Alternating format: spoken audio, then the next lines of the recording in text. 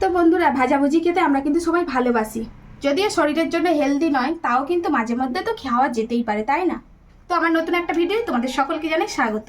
তো আজকে কিন্তু একটা অন্য ধরনের ভাজা করব, পকোড়া টাইপের। তো কি দিয়ে করব?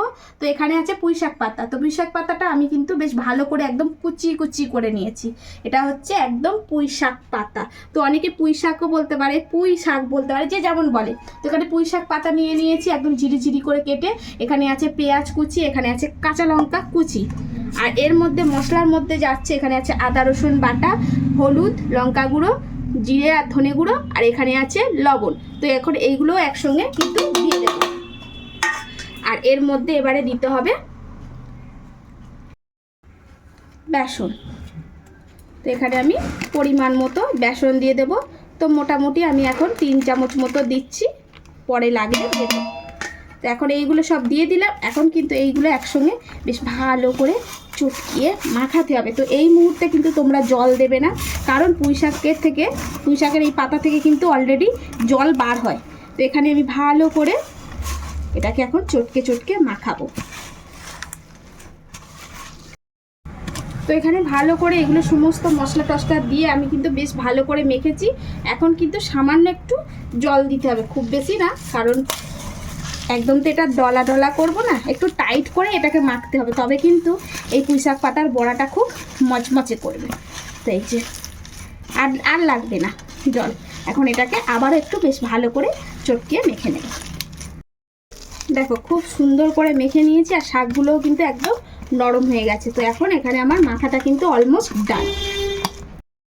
তো কড়ার মধ্যে তেল দিয়ে দিয়েছি, আর তেলটা বেশ গরমও হয়ে গেছে। এখন কিন্তু এই যে এইগুলো এখন ভালো করে ছোট ছোট করে বড়ার আকারে, তোমরা যে যেমন শেপ দিতে চাচ্ছ সেরকমভাবে শেপটা দিয়ে এই যে এখন এইভাবে বড়াটা ভেজে নেবো। আর এই সময় কিন্তু তেলটা একটু ভালো করে গরম করে নিতে হবে, আর তারপরে কিন্তু গ্যাসটা একদম মিডিয়ামে দিয়ে দিতে হবে, কারণ জোরে থাকলে এই বড়াগুলো কালো হয়ে যাবে, ভিতর থেকে কাঁচা থাকবে। তো এইভাবেই আমি বড়াগুলো বেশ ভালো করে সুন্দর করে মচমচে করে ভেজে নেব। হয়ে গেছে বন্ধুরা, এইবারে আমরা এটাকে উল্টে দেব। আর সবসময় কিন্তু এই দেখো গ্যাসটা কিন্তু আমি আস্তেই রেখেছি, জোরে দেবে না, কিন্তু জোরে দিলেই কি হবে, পুড়ে যাবে আর ভিতরটা সিদ্ধ হবে না। তো এইভাবে সমস্ত বড়াগুলো আবারও একবার করে আমি উল্টে দেব। দেখছো তো কি সুন্দর কালার এসে গেছে একদম। এই অপোজিট সাইডটাও আবার একটু ভালো করে, আর ওই রকম ধিমে আঁচেতেই ভাজবার চেষ্টা করবে তোমরা। তো একদম কিন্তু বড়াগুলো বেশ সুন্দর করে ভেজে নিয়েছি, দেখো কালারটা কি সুন্দর এসছে। এখন বড়াগুলো কিন্তু তুলে নেব। আর যে প্লেটে তুলছি ওই প্লেটে কিন্তু আমি একটা টিস্যু দিয়ে নিয়েছি, কারণ বলো তো এক্সট্রা তেলটা কিন্তু এই টিস্যুর মধ্যে টেনে নেবে। তো এই যে সমস্ত বড়াগুলো আমি একটা একটা করে থালার মধ্যে তুলে ফেলবো।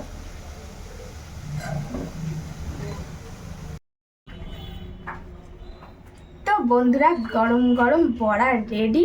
তো চলো কর্তামশাইকে খেয়ে বলতে বলি কেমন হয়েছে, আর ও বলতে পারে কি দেখবো যেটা কিসের বড়া। এই যে কি গো, চলে এসো, চলো কর্তামশাই এসে গেছে, খেয়ে বলতে বলি এটা বড়া। হ্যাঁ দেখো, খেয়ে দেখো কিসের বড়া বলো।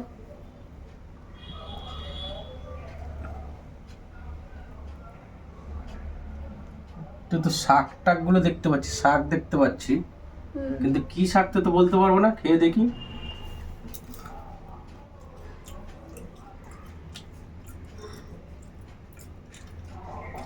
ধনেপাতাও তো না, তাহলে পালং শাক, তাহলে কি শাক? এটা হচ্ছে পুঁই শাকের পাতা। হ্যাঁ হ্যাঁ, এটা পুঁই শাকের পাতার বড়া। কেমন হয়েছে? ভালোই তো হয়ে যায়, বোঝা যাচ্ছে না।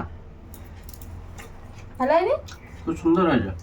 তো বন্ধুরা, এইরকম করে বড়া বানাবে, গরম গরম বড়া, সাথে একটু পাতলা করে মুসুর ডাল, আলু সিদ্ধ, আর গরম গরম গরম গরম ভাত, আর কিছু লাগবে না। তো একদম জমে যাবে। তো আমি একটা টেস্ট করে দেখি। সঙ্গে উপর দিয়ে টনে হালকা করে ঘি ছড়িয়ে দেওয়া, খুব কিন্তু মচমচে হয়েছে। হ্যাঁ ব্যাপারটা আর বোঝা যাচ্ছে না যে এটা কি, একদম ঝিরিঝিরি করে পুঁইশাক পাতাগুলো কেটেছি, তো দুধ দাম তো খেতে লাগছে। তো একবার প্লিজ এইভাবে ট্রাই করে দেখো একদম কেমন হয়েছে বড়াটা, ভালো হয়েছে। কমেন্টে জানিও। তো আজকের মতন আসি, দেখা হচ্ছে নতুন কোনো ভিডিওতে, ততক্ষণের জন্য টাটা বাই বাই, ভালো থেকো সুস্থ থেকো।